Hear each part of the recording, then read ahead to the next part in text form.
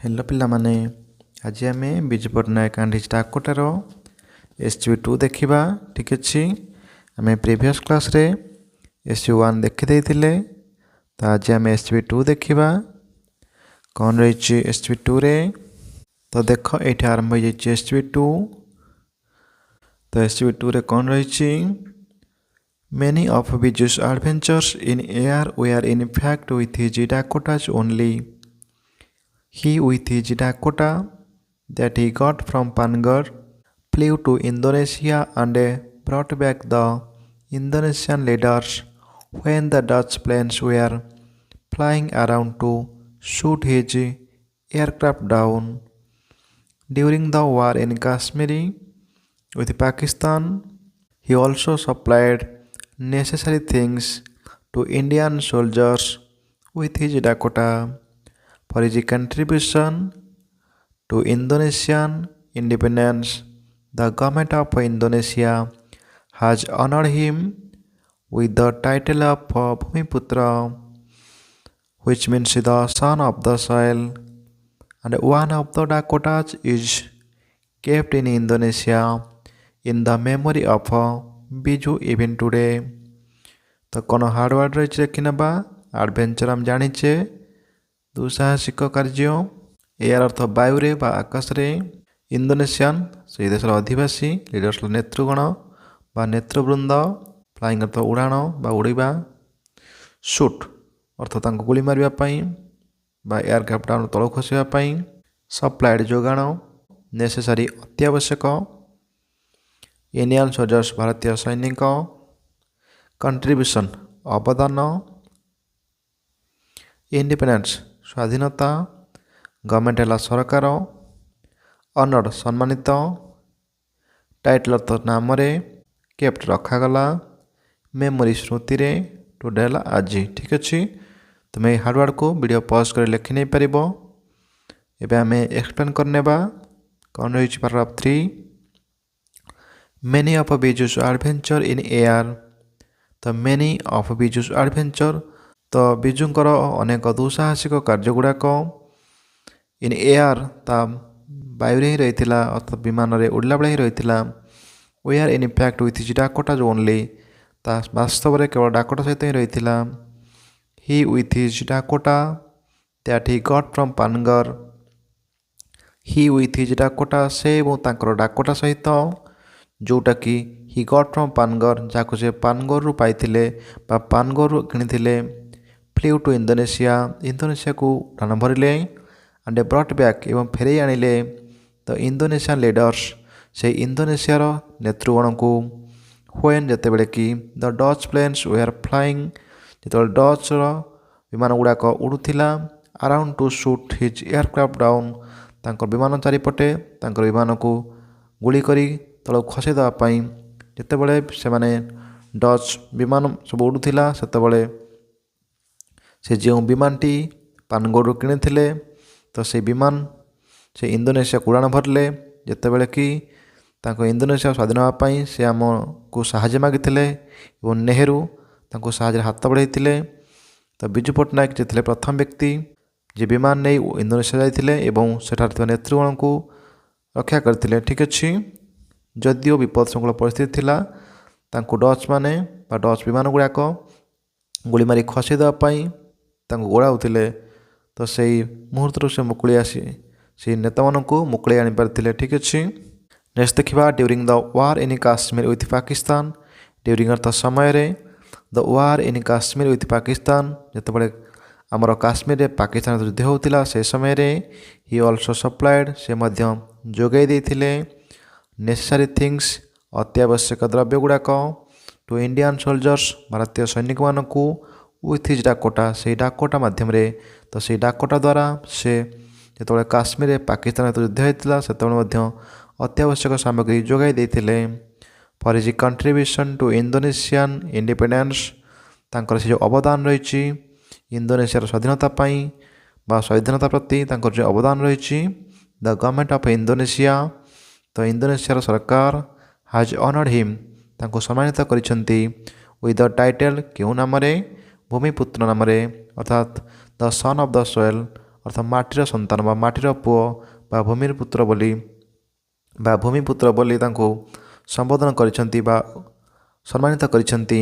And one of the Dakotas is kept, ତାଙ୍କର Dakota ମଧ୍ୟରୁ ଗୋଟିଏକୁ ରଖାଯାଇଛି ଇନ୍ ଇଣ୍ଡୋନେସିଆରେ। ଠିକ୍ ଅଛି। In the memory of Biju, ବିଜୁଙ୍କର ସ୍ମୃତିରେ। ଇଭିନ୍ ଟୁଡେ, ଆଜି ମଧ୍ୟ ବିଜୁଙ୍କ ସ୍ମୃତିରେ ଏକ ଡାକୋଟା ବିମାନ ଇଣ୍ଡୋନେସିଆ ରଖାଯାଇଛି ବୋଲି କୁହାଯାଇଛି। ଠିକ୍ ଅଛି। ନେକ୍ସଟ ପାରାଗ୍ରାଫ ଦେଖିନେବା କ'ଣ ରହିଛି। ତ ପାରାଗ୍ରାଫ 4 କ'ଣ ରହିଛି ନା this is what Biju Patnaik himself told about one of his daredevil experiences with his Dakotas to Mr. Dhir, who did researches on Biju and his Dakotas. This is what, ଏହା ହେଉଛି ତାହା ଯାହାକୁ ବିଜୁ ପଟ୍ଟନାୟକ ହିମସେଲ୍ଫ, ବିଜୁ ପଟ୍ଟନାୟକ ନିଜେ କହିଥିଲେ about one of his daredevil experiences is one, ତାଙ୍କର ସେ ଯେଉଁ ଦୁଃସାହସିକ ଅଭିଜ୍ଞତା ମଧ୍ୟରୁ ଗୋଟିଏକୁ କହିଥିଲେ, ଯେଉଁଟାକି ୱିଥ୍ ହିଜ୍ ଡାକୋଟାସ୍, ତାଙ୍କର ଡାକୋଟା ସହିତ ଘଟିଥିବା ଦୁଃସାହସିକ ଅଭିଜ୍ଞତା ମଧ୍ୟରୁ ସେ ଗୋଟିଏକୁ କହିଥିଲେ। କାହାକୁ ନା ଟୁ ମିଷ୍ଟର ଧୀରଙ୍କୁ କହିଥିଲେ, ଯିଏକି who did research on Biju and his Dakota, ଯିଏକି ବିଜୁ ପଟ୍ଟନାୟକଙ୍କ ଉପରେ ଏବଂ ତାଙ୍କ ଡାକୋଟା ଉପରେ ଗବେଷଣା କରୁଥିଲେ। ତ ସେ ତାଙ୍କ ସହିତ ଏକ ଦୁଃସାହସିକ ଅଭିଜ୍ଞତାକୁ ସେ ସେୟାର କରିଛନ୍ତି ବା ବାଣ୍ଟିଛନ୍ତି। ଠିକ୍ ଅଛି। ତ ନମ୍ବର 5 ଦେଖିବା କ'ଣ ରହିଛି। ନମ୍ବର 5 ରହିଛି one day Biju was inside the cockpit of one of his Dakotas and was about to fly off. A ground staff rushed to him and said, "Sir, something is leaking from the aircraft." Biju did not bother to get down and was still in the cockpit. He ordered the ground staff, "Get me some of the leaking thing." The ground staff bought some. Biju tasted the liquid and took off. Probably Biju must have consulted his Dakota in this regard at the time, as he considered them as living beings, and his Dakota must have told him nothing. Let's go. ତ ଦେଖିନେବା କ'ଣ ହାର୍ଡୱାର୍ଡ ରହିଛି। Innes ହେଲା ଭିତର ପାର୍ଶ୍ୱ, cockpit ହେଲା ବିମାନର ଯେଉଁ ଚାଳକ ପ୍ରକୋଷ୍ଠ, ଫ୍ଲାଏ ଅଫ୍ ତ ଉଡ଼ାଣ ଭରିବା, ଷ୍ଟାଫ୍ ତ ଜାଣିଛ କର୍ମଚାରୀ, ରଷ୍ଟ ଧାଇଁ ଆସିବା, ସମଥିଙ୍ଗ ତ କିଛି, ଲିକିଂ ହେଲେ ଲିକିଂ ଅର୍ଥ କୌଣସି ତୈଳ ଇତ୍ୟାଦି ଲିକ୍ କରିବା, ଏୟାରକ୍ରାଫ୍ଟ ହେଲା ବିମାନ ବା ବଦଳ ଅର୍ଥ ବ୍ୟସ୍ତ ବା ବିବ୍ରତ, ଅର୍ଡର ଅର୍ଥ ଆଦେଶ ଦେବା, ଗ୍ରାଉଣ୍ଡ ଷ୍ଟାଫ୍ ହେଲା ବିମାନ ବନ୍ଦରରେ ଥିବା କର୍ମଚାରୀ, ଅର୍ଥ ଆଣିବା, ଟେଷ୍ଟ ଅର୍ଥ ପରଖିବା, ଲିକ୍ୱିଡ଼ ହେଲା ତରଳ ଜିନିଷ, କନସଲ୍ଟ ଅର୍ଥ ପରାମର୍ଶ, ରିଗାର୍ଡ ଏହି ଦୃଷ୍ଟିକୋଣରୁ, କନସିଡର ବିଚାର କରିବା ବା ନିର୍ଣ୍ଣୟ କରିବା, ଲିଭିଂ ବିଙ୍ଗସ୍ ସଜୀବ, ଲେଟ୍ସ ଚାଲ ଯିବା, ନଥିଙ୍ଗ ଅର୍ଥ କିଛି ନାହିଁ। ଠିକ୍ ଅଛି। ତ ଦେଖିନେବା କ'ଣ ରହିଛି। One day Biju was inside the cockpit. One day ଦିନେ କ'ଣ ହେଇଛି ନା Biju was inside the cockpit of one his Dakota, ତାଙ୍କର ଡାକୋଟାର ବା ଡାକୋଟା ବିମାନର କକପିଟ୍ରେ ସେ ଥାଆନ୍ତି ବା ଚାଳକ ପ୍ରକୋଷ୍ଠରେ ସେ ବସିଥାନ୍ତି। And was about to fly, ଏବଂ ତାହା ପୁରା ଉଡ଼ାଣ ଭରିବା ପାଇଁ ପ୍ରସ୍ତୁତ ହୋଇଯାଇଥାନ୍ତି।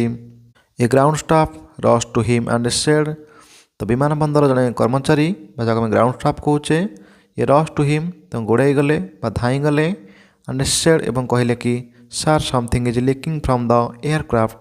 ସାର୍ ସମଥିଙ୍ଗ ଇଜ୍ ଲିକିଂ, କିଛି ଗୋଟେ ବହିଯାଉଛି, ଫ୍ରମ୍ ଦ ଏୟାରକ୍ରାଫ୍ଟ ଅର୍ଥ ଏ ବିମାନରୁ କିଛି ଗୋଟେ ତରଳ ଜିନିଷ ବହୁଛି। Biju did not bother to get down, ତ Biju did not bother, Biju ଆଦୌ ଖାତିର କଲେ ନାହିଁ ବା ବିଜୁ ଆଦୌ ବ୍ୟସ୍ତ ବିବ୍ରତ ହେଲେ ନାହିଁ, ଟୁ ଗେଟ୍ ଡାଉନ୍ ଓହ୍ଲାଇବା ପାଇଁ, and was steel in the cockpit, ସେ ସେଇ କକପିଟ୍ ବା ବିମାନ ପ୍ରକୋଷ୍ଠରେ ବା ଚାଳକ ପ୍ରକୋଷ୍ଠରେ ହିଁ ବସି ରହିଲେ। ହି ଅର୍ଡର ଦ ଗ୍ରାଉଣ୍ଡ ଷ୍ଟାଫ୍, ବରଂ ସେ କ'ଣ କଲେ ନା ଅର୍ଡର ଆଦେଶ ଦେଲେ ସେହି ଗ୍ରାଉଣ୍ଡ ଷ୍ଟାଫ୍ଙ୍କୁ, କ'ଣ ଆଦେଶ ଦେଲେ ନା ଗେଟ୍ ମି ସମ୍ ଅଫ୍ ଦ ଲିକିଂ ଥିଙ୍ଗ, ମୋତେ କିଛି ସେହି ତରଳ ଜିନିଷ ବା ତରଳ ପଦାର୍ଥ ଦେଇଦିଅ ଯାହା ସେଥିରୁ ବହିଯାଉଥିଲା, ତ ସେଇ ଜିନିଷ ପାଇଁ ଆଉ ଅଧିକ ପାଇଁ ସେ ଅର୍ଡ଼ର ଦେଲେ ବା ନିର୍ଦ୍ଦେଶ ଦେଲେ। ଦ ଗ୍ରାଉଣ୍ଡ ଷ୍ଟାଫ୍ ବ୍ରଟ୍ ସମ୍, ତ ସେଇ ଗ୍ରାଉଣ୍ଡ ଷ୍ଟାଫ୍ଟି କିଛି ଆଣି ଦେଇଦେଲେ, ସେଇ ତରଳ ଜିନିଷ କିଛି ଆଣିଦେଲେ। ବିଜୁ ଟେଷ୍ଟେଡ୍ ଦ ଲିକ୍ୱିଡ଼, ବିଜୁ ସେଇ ଲିକ୍ୱିଡ଼କୁ ଟିକେ ପରଖି ନେଲେ, ଆଣ୍ଡ ଟୁକ୍ ଅଫ୍, ଏବଂ ତାପରେ ବିମାନ ଉଡ଼ାଣ ଭରି ନେଲେ। ପ୍ରୋବାବ୍ଲି ହିଁ ବିଜୁ ମଷ୍ଟ ହାଭ୍ କନସଲ୍ଟେଡ୍ ହିଜ୍ ଡାକୋଟା, ତ ପ୍ରୋବାବ୍ଲି ସମ୍ଭବତଃ ବିଜୁ ନିଶ୍ଚୟ ତାଙ୍କର ଡାକଟା ସହିତ ନିଶ୍ଚୟ ପରାମର୍ଶ କରିଥିବେ ବୋଲି କୁହାଯାଏ। ଇନ୍ ଦିସ୍ ରିଗାର୍ଡ଼ ବା ଏହି ଦୃଷ୍ଟିକୋଣରୁ at the time as he considered them as living beings, ବୋଧହୁଏ ସେ ତାକୁ ବିଚାର କରିଛନ୍ତି ବା ଧରି ନେଇଛନ୍ତି ଗୋଟେ ସଜୀବ ହିସାବରେ, କାରଣ ତାଙ୍କର ବିମାନ ଉଡ଼ାଣ ପାଇଁ ଭରିବା ବେଳେ ତାହା କେମିତି ଯିବ, କିପରି ଯିବ, ବୋଧହୁଏ ତାଙ୍କ ଦ୍ୱାରା ନିର୍ଦ୍ଧାରିତ ହୋଇଥାଏ। ବୋଧହୁଏ ତାକୁ ସେ ସଜୀବ ବୋଲି ମନେ କରନ୍ତି ବା ତାଙ୍କ ଯେ ପରାମର୍ଶ ଏଠି ଆମର ଲେଖକ କହୁଛନ୍ତି and is Dakota must have told him, ଏବଂ ନିଶ୍ଚୟ ଡାକୋଟା ତାଙ୍କୁ କହୁଥିବ କି ନଥିଙ୍ଗ ଲେଟ୍ସ ଗୋ, କିଛି ଅସୁବିଧା ନାହିଁ, ଚାଲ ଯିବା। ଅର୍ଥାତ୍ ଲେଖକଙ୍କର ତାଙ୍କ ମନରେ ଧାରଣା ଆସିଛି କି ବିଜୁ କିଛି ଉଡ଼ାଣ ଭରିବା ପୂର୍ବରୁ ବୋଧହୁଏ ସେ ତାଙ୍କ ଡାକଟାକୁ ସଜୀବ ବୋଲି ମନେ କରନ୍ତି ଏବଂ ସେ ତାହା ସହିତ ପରାମର୍ଶ କରିଥାନ୍ତି କି ସେ ବିମାନ ତାଙ୍କୁ କହିଦେଇଥାଏ କିଛି ଅସୁବିଧା ନାହିଁ, ଚାଲ ଯିବା, ଠିକ୍ ଅଛି। ଇଏ ଥିଲା ଆମର SGV2। ଏହାର ଆକ୍ଟିଭିଟି ଦେଖିନେବା। ଦେଖ କ'ଣ ରହିଛି ଆକ୍ଟିଭିଟି। ବିଜୁ ପଟ୍ଟନାୟକ ଏବଂ ତାଙ୍କ ଡାକଟାର question answer SGV2। First question ରହିଛି what is the third paragraph about. ତୃତୀୟ ପାରାଗ୍ରାଫଟି କେଉଁ ବିଷୟରେ ଅଛି। Can you locate the main theme or the point of the paragraph, is it in the first line. ତ ଏଇ ପ୍ରଥମ ପାରାଗ୍ରାଫ ବିଷୟରେ ଆମେ ଦେଖିନେବା କ'ଣ ରହିଛି। ଏକ ନମ୍ବର ରହିଛି ଥାର୍ଡ଼ ପାରାଗ୍ରାଫ ବିଷୟରେ ଦେଖିନେବା କ'ଣ ରହିଛି। ଦ ଥାର୍ଡ଼ ପାରା, ଏଟାର ମିଷ୍ଟେକ୍ ହେଇଯାଇଛି। The third para is about Biju's Dakota and his adventurous act with it. ତୃତୀୟ ପାରାଟି କେଉଁ ବିଷୟରେ ଅଛି। ବିଜୁଙ୍କର ଡାକଟା ଏବଂ ତାଙ୍କର ଯେଉଁ ଦୁଃସାହସିକ କାର୍ଯ୍ୟ ଏହା ସହିତ ତାହା ହିଁ ରହିଛି। ତ yes I can locate it in the first line. ହଁ ମୁଁ ଏହାକୁ ଚିହ୍ନିତ କରିପାରୁଛି, ଏହା ପ୍ରଥମ ଲାଇନ୍ରେ ରହିଛି। ନମ୍ବର 2 ରହିଛି question this paragraph describes two adventures of Biju Patnaik with his Dakota. ଦୁଇଟି ଦୁଃସାହସିକ କାର୍ଯ୍ୟ ବିଜୁ ପଟ୍ଟନାୟକ ରହିଛି ଡାକୋଟା ସହିତ। What are these two adventures, ସେହି ଦୁଃସାହସିକ କାର୍ଯ୍ୟ ଦୁଇଟି କ'ଣ।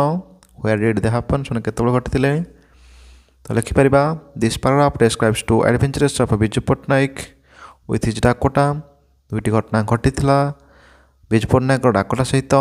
ଦିଜ୍ ଟୁ ଆଡ଼ଭେଞ୍ଚରସ୍ ଆର୍, ସେ ଦୁଇଟି ଦୁଃସାହସିକ କାର୍ଯ୍ୟ ହେଲା କି first he flew to Indonesia and brought back the Indonesian leaders.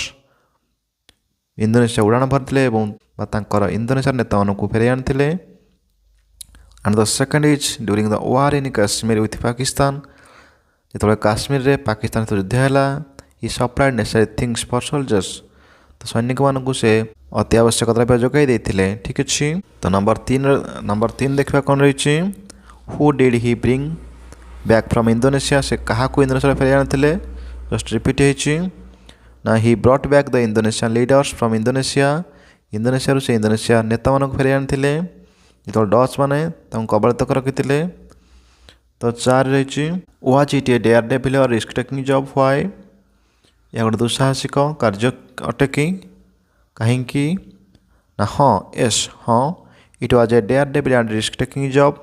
ଏହା ଗୋଟେ ଦୁଃସାହସିକ କାର୍ଯ୍ୟ କାରଣ because the Dutch planes were flying around to shoot his aircraft down. ତାଙ୍କ ଚତୁଃପାର୍ଶ୍ୱରେ ଡଚ୍ ବିମାନ ଗୁଡ଼ାକ ଉଡ଼ୁଥାନ୍ତି ତାଙ୍କୁ ଗୁଳି କରି ତଳକୁ ଖସାଇଦେବା ନିମନ୍ତେ। ନମ୍ବର 5 କ'ଣ ରହିଛି। What did he do during the war in Kashmir. Kashmir ଯୁଦ୍ଧ ସମୟରେ ସେ କ'ଣ କରୁଥିଲେ ନା during the war in Kashmir with Pakistan he supplied necessary things to Indian soldiers with his Dakota. ତାଙ୍କ ଡାକୋଟା ଦ୍ୱାରା ସେ ଭାରତୀୟ ସୈନିକମାନଙ୍କୁ ଅତ୍ୟାବଶ୍ୟକ ଦ୍ରବ୍ୟ ଯୋଗାଇ ଦେଇଥିଲେ ଯେତେବେଳେ କି କାଶ୍ମୀରରେ ପାକିସ୍ତାନ ସହିତ ଯୁଦ୍ଧ ହେଉଥିଲା। 6 ନମ୍ବର ରହିଛି what did the Indonesian government honoured Biju with. ତ ଇଣ୍ଡୋନେସିଆ ସରକାର ତାଙ୍କୁ କେଉଁ ଉପାଧି ଭୂଷିତ କରିଥିଲେ ବା ସମ୍ମାନିତ କରିଥିଲେ। The Indonesian government honoured Biju as the title Bhumiputra. ତାଙ୍କୁ ଭୂମିପୁତ୍ର ଉପାଧିରେ ଭୂଷିତ କରିଥିଲେ ବା ସମ୍ମାନିତ କରିଥିଲେ।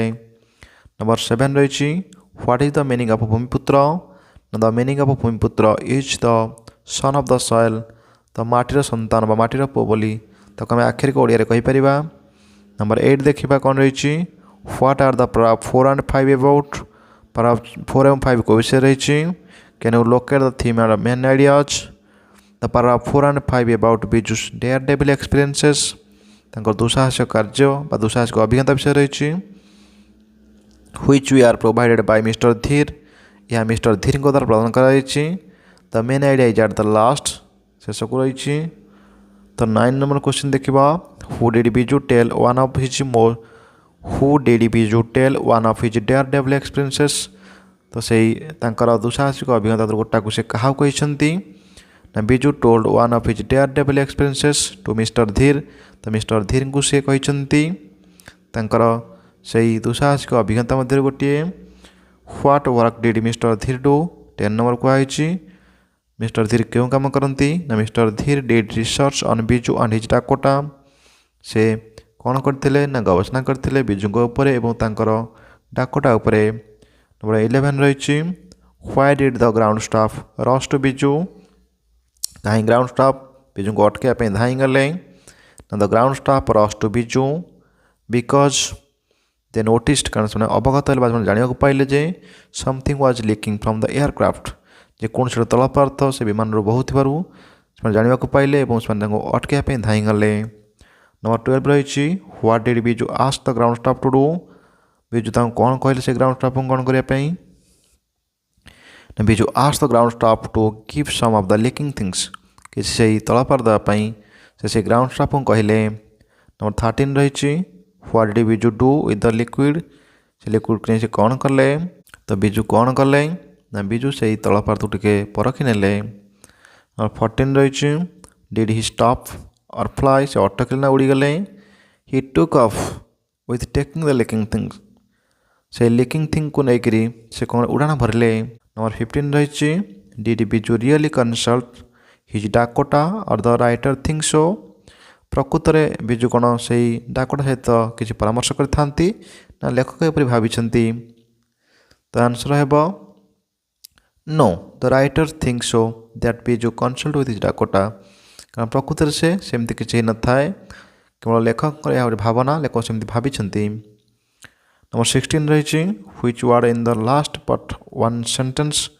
Will help you to get the answer question number 15 15 number प्रश्न उत्तर पाइबा तुमको क्यों शब्द सहायता करुच्ची से last line waiting the word living beings ये जो वर्ड कथाटी रही शब्दटी रही कि सजीव जीवन नथिबा प्राणी ठीक अच्छे the word living being will help us ये सजीवटा आमको साहाय्य करुच्ची ये वर्डटा आमको साहाय्य करुच्ची to get the answer of question number 15 question 15 number प्रश्न उत्तर पाइबा आमको यही शब्दटा साहाय्य करुच्ची ठीक अच्छे नंबर 17 देखने why did the writer think that Biju must have a consulted his Dakota लेखक कहीं भाई बिजु निश्चय डाकोटा को परामर्श करुवे ना according to the writer Biju consider his Dakotas as living beings कारण अकॉर्डिंग टू द राइटर लेखक अनुसार Biju consider his Dakota Biju Dakota को विचार करुला केमिति ना लिविंग बींग्स हिसाब से सजीव हिसाब से सो तेणु ही थॉट दैट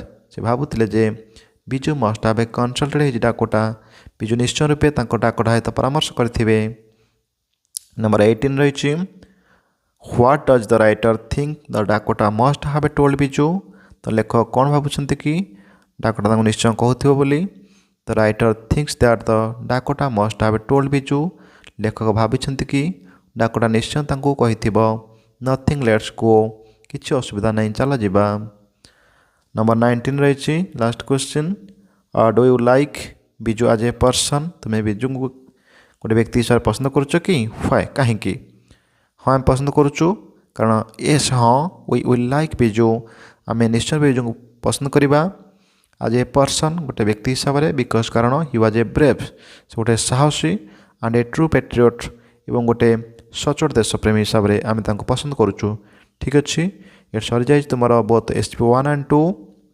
उभय एक्टिविटी दी जाइए देखी नेब जदि कहार किसी भी डाउट है तो कमेंट सेक्शन में कमेंट कर ठीक अच्छे थैंक्स।